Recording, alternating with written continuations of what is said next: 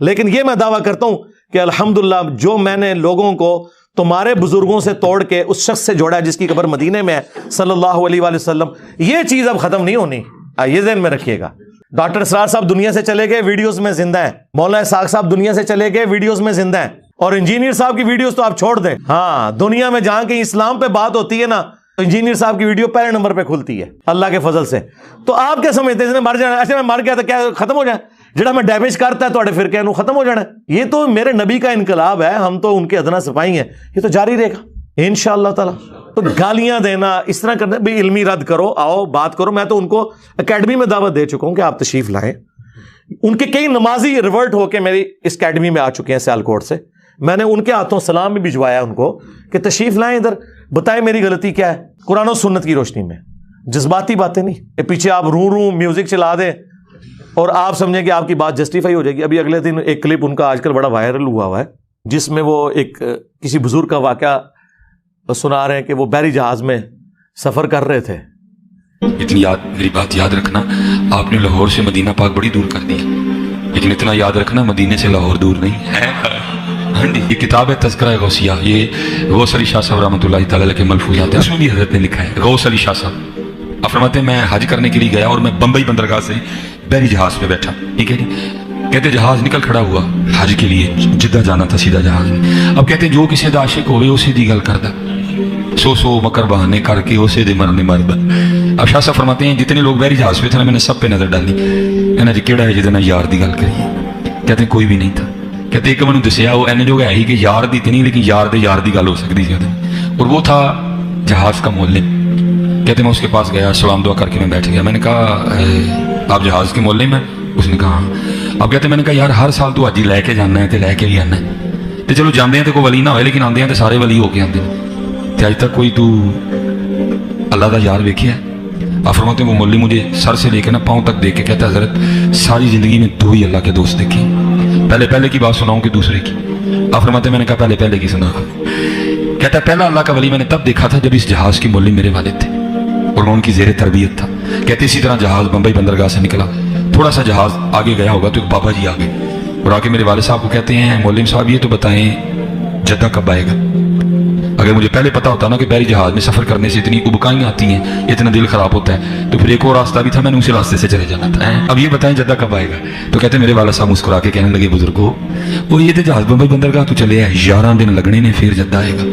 کہتے ہیں وہ بابا جی چلے گئے، اثر پڑھ کے پھر آئے، وہی سوال، میرے والد صاحب کا بھی وہی جواب، پھر چلے گئے، مغرب پڑھ کے پھر آئے، پھر وہی سوال۔ کس دفعہ میرے والد صاحب غصے میں آ گئے، کہنے لگے بابا جی گل ہوں آخری ہے، بار بار نہ ہو میرے کا، میں تو 11 دن تو پہلے لے آ نہیں سکتا، جو تسی لے آ سکتے ہو تو لے آؤ۔ کہتے ہیں وہ بابا جی میرے والد صاحب کو کہتے ہیں پھر سب سے پہلے کون سی بندرگاہ آئے گی؟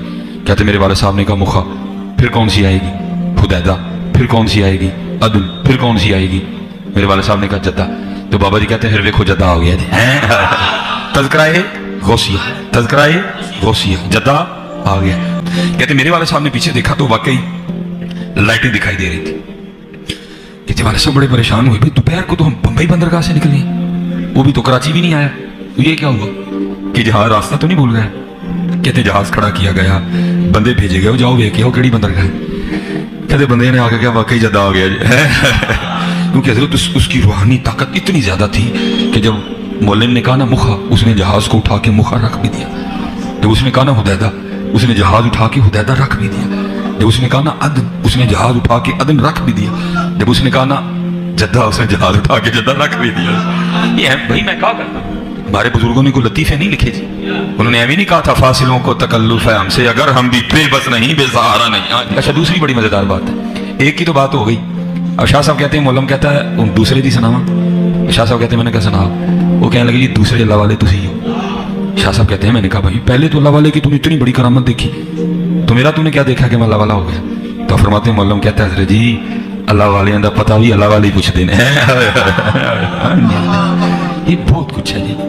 ٹھیک ہے جی، تو وہ جہاز کے کیپٹن سے پوچھنے لگے کہ کبھی کوئی اللہ والا بھی ملا ہے؟ انہوں نے کہا جی 2 اللہ والے ملے ہیں۔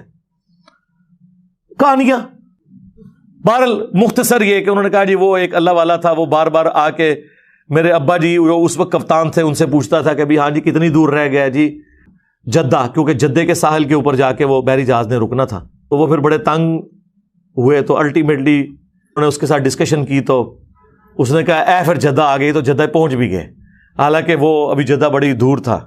تو انہوں نے جب پوچھا لوگوں سے، واقعی جدے پہنچ چکے تھے۔ سرکار اس طریقے سے کوئی ٹریول کر سکتا ہے؟ اللہ سے ڈر جائیں۔ اور پھر جو آپ یہ کہانی کروا رہے ہیں کہ جی وہ بحری جہاز سمیت وہاں پہنچ گئے جدے، اس میں ایک ٹیکنیکل غلطی ان سے ہو گئی ہے، وہ میں نے ہائی لائٹ کرنی ہے۔ سارا دا عمرہ، سارا دا حج فارغ ہو گیا، کیونکہ یہ لم جو ہے نا وہ جدے سے بہت پہلے آتا ہے، جہاں آپ نے احرام باندھنا ہوتا ہے۔ او بابا جل ہی نکلے تہاڈا، ہاں اونوں جڑا میں کہنا تہاڈے بابیاں نوں نہ نماز دا پتا نہ حج روزے دا پتا، او بابا ایڈا جالی سی، اس کو چاہیے تھا یہ لم پہ پہلے وہ روکتا اور کہتا کہ بھائی میقات شروع ہو گیا، احرام باندھ لو۔ اس نے ڈائریکٹ سب کو جدے بجھا دیا، سارے ہوتے دم واجب کرا چھڑا۔ میرے نبی سا ہے ہی کوئی نہیں، تیرے سارے بابے تے شاہی کوئی نہیں، آئے اور داڑھ تھلے۔ یہ کسی کا دماغ ہی نہیں گیا، لوگ سبحان اللہ کہہ رہے ہیں، لعنت اللہ۔ سارے ہوتے دم واجب کرواتا انہیں، کیونکہ جدے پہنچ گئے تو یہ لم تو گزر چکا ہے، جدے پہنچ گئے تو آپ باندھ ہی نہیں سکتے احرام، اور اگر باندھیں گے تو ہر بندے نے اللہ قربان، اور تو بابا دے الٹا مصیبت پہ گئی۔ کتنی بڑی ٹیکنیکل غلطی ہے اس کے اندر، ٹیکنیکل غلطی۔ اور اس سے یہ پتہ لگا کہ بابے کو حج کے مسائل نہیں پتہ تھے، ورنہ وہ پہلے یہ لم روکتا، اس کے بعد جدے جاتا۔ یہی تو ہم کہتے ہیں انہیں تجویز سے نماز بھی نہیں آتی، ترجمہ تو چھڑ دو، کوئی پڑھ ہی نہیں سکتے۔ یہ حالت ہے ان کی۔ اور میرا معصومانہ سوال ہے، آپ کے سارے بزرگ بحری جہازوں میں جاتے تھے جب حج اور عمرے کے لیے، تو آپ تو کہتے ہیں بزرگوں کا مقام بہت بلند ہے، اگر ویل مچھلی تیر سکتی ہے، شارک مچھلی تیر سکتی ہے، تو آپ کے بابے سمندری راستے تیر کے کیوں نہیں وہاں پہنچتے تھے؟ آئے ہو نا داڑھ تلے ہوں۔ ویل مچھلی 1.5 گھنٹے تک سانس روک لیتی ہے اپنا، اس کے بعد ایک دفعہ اوپر سانس لینے آتی ہے۔ تو آڑے بابے دا بھی 1.5 گھنٹے سے سانس روکیے، چاہے غوث ہے، کتب ہے، ابدال ہے، 3 منٹ سے زیادہ کوئی بندہ زندہ نہیں رہ سکتا، عام آدمی مر جائے گا۔ اور دوسری طرف صحیح مسلم شریف، بنو سلمہ چوراہے پہ کھڑے ہیں، اللہ کے نبی علیہ السلام نے پوچھا کہ میں نے سنا ہے کہ تم مسجد نبوی کے قریب مدینہ شریف میں شفٹ ہونا چاہتے ہو۔ ان کا یا رسول اللہ گاؤں ایریا سے آتے ہیں، ظاہر ہے گاؤں ایریا سے آنے میں تردد ہے، نماز میں پہنچتے ہوئے اتنی ٹریولنگ کرنی پڑتی ہے، بعض کا جماعت بھی رہ جاتی ہوگی یا لیٹ پہنچتے ہوں گے، تو ہم نے سوچا کہ ہم نا مدینہ شریف میں ہی گھر لے لیں۔ تو نبی علیہ السلام نے فرمایا کہ جو تم اتنے قدم چل کے آتے ہو نا، تو تمہارے لیے ثواب لکھا جاتا ہے۔ یہ حدیث ہے، صحیح مسلم میں بھی، مشکات میں بھی موجود ہے۔ یہ ہے سر کتابوں کا پیغمبر۔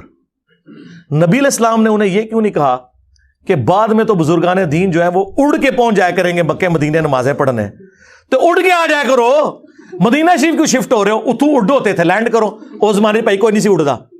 اور دوسری طرف یہ آپ کو کہتے ہیں بڑے سے بڑا غوث، کتب، ابدال، کسی صحابی کے گھوڑے کے قدموں کی خاک جو نتنوں میں بیٹھے اس کے برابر نہیں ہو سکتا۔ تو سرکار بنو سلمہ جن کے گھوڑوں کی خاک جو ان کے گھوڑوں کے نتنوں میں بیٹھتی تھی وہ تمہارے بابوں سے افضل تھی، وہ تو بےچارے مدینہ شریف شفٹ اس لیے ہو رہے ہیں کہ ہمیں دور سے آنا پڑتا ہے، ہم قریب ذرا شفٹ ہو جائیں تاکہ نماز پڑھنے میں آسانی ہو۔ ان کو تو حضور نہیں کہہ رہے اڑ کے آ جاؤ، یا وہ سوچ لے کہ اگر اڑ کے آ سکتے تو بےچارے یہ کام نہ کرتے۔ اس زمانے میں کوئی نہیں تھا اڑتا۔ اس کا مطلب یہ بعد میں ساری کہانی ہے۔ انجن روک دیتا جی، انجن بڑھایا بھی ہے کسی نے، روکنے نہیں رہے ہو، نہ تواڈے کول انجن بنیا، نہ تواڈے کول بحری جہاز بنیا، یہ بابے صرف روکتے ہی رہے ہیں۔ وہ جی اوپر نگاہ ماری 7 آسماناں تو تے عرش تے، تھلے نگاہ ماری 7 زمیناں کراس، تیل بھی کراس۔ تیل تو 8 سے 200 سال پہلے، مشکل 200 سال پہلے، 1853 میں پہلی دفعہ وہ تیل کا کنواں پنسلوینیا میں امریکہ میں نکلا۔ سر ایڈون، مٹھی داڑھی تھی ماشاءاللہ، ہے کرسچن تھے وہ، کرسچن۔ تو آڈے کسی بابے کو تیل نہیں دریافت ہویا جو یہ زمین کے نیچے والا تیل ہے۔ یہ میں اس لیے کہہ رہا ہوں کہ ان کا دعویٰ ہے کہ بزرگ دیکھ لیتے ہیں، ہمارا یہ دعویٰ ہے کہ دنیا بقدر ایفرٹ ہے۔